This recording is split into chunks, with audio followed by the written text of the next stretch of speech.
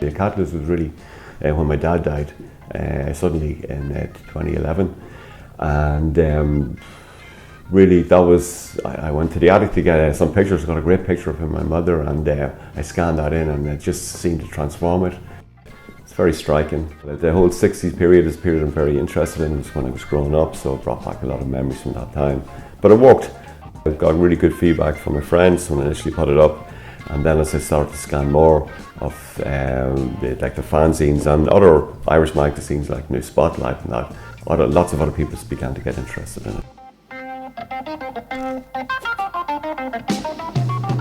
It was my own collection primarily. Would have held on to a lot of magazines the same way that I would have held on to records. My mother and father had a decent collection as well, but scattered. It wasn't organised or anything. It wasn't like a very an organised archive.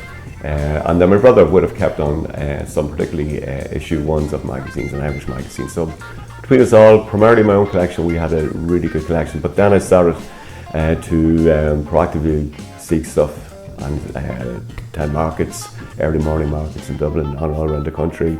Our last 4 family holidays have been in Ireland, and we visit every town, we visit every charity shop on the search for long lost Irish magazines. It's Irish pop culture and lifestyle from the 1960s to the 1990s, with a little bit either side of those boundaries, you know. But primarily it's stuff that previously had no online presence, and stuff that I like to find interesting, whether it's visually interesting or for whatever reason. You know, some stuff may not be visually attractive, but it's got its appeal somewhere. They are print ephemeras, so they lasted for a week maybe and then were thrown out. And that's why I think they are better than books, because they're rarer for that reason. So there's beautiful photography, there's beautiful articles in them that were lost because they were meant to go in the bin. Ultimately, you know, you're less likely to throw a book in the bin. Okay, I don't know, I don't have a count. I have thousands of magazines. Mostly the ones I'm interested in, ones I hold on to, obviously are Irish magazines, and I do have English ones that maybe have articles on Irish culture.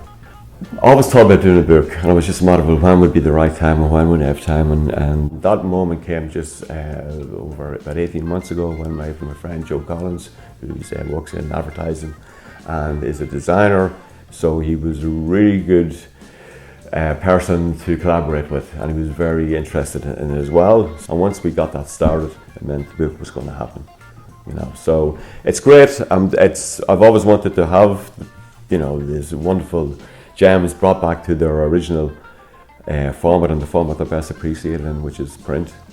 And it's wonderful to be able to feel the book now. The cover was shot back in April at 6 o'clock in the morning on a Sunday morning in O'Connell Street, right outside the GPO. The book is about the magazines. The magazines are the stars of the book, so we needed to get them on the cover, and we talked about it and then came up with the idea of there are 3 newspaper vendor stands still in Dublin. I'm not too sure about the rest of the country, but the one that's actually outside Eason's, ironically enough, we spoke to the 2 guys there, that was Foxy and Chris, and they said we could borrow the stand for a couple of hours on a Sunday morning. So we filled it up with all my magazines, put them all there, put all the sort of the adult themed ones on the top shelf. It's just lovely. I mean, I keep looking at the cover and see different things every time. It's lovely to have all the magazines together from the 3 or 4 decades. It's like the culmination of the 5 years that we've worked on the website, coming out together in book format. And instead of having to go up to the attic and wade through thousands of these, I can just have it all in one book now, which is nice and neat.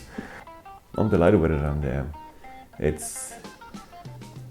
it does, I think, capture the essence of what the magazines were about, and I think certainly what Brand New Retro is about.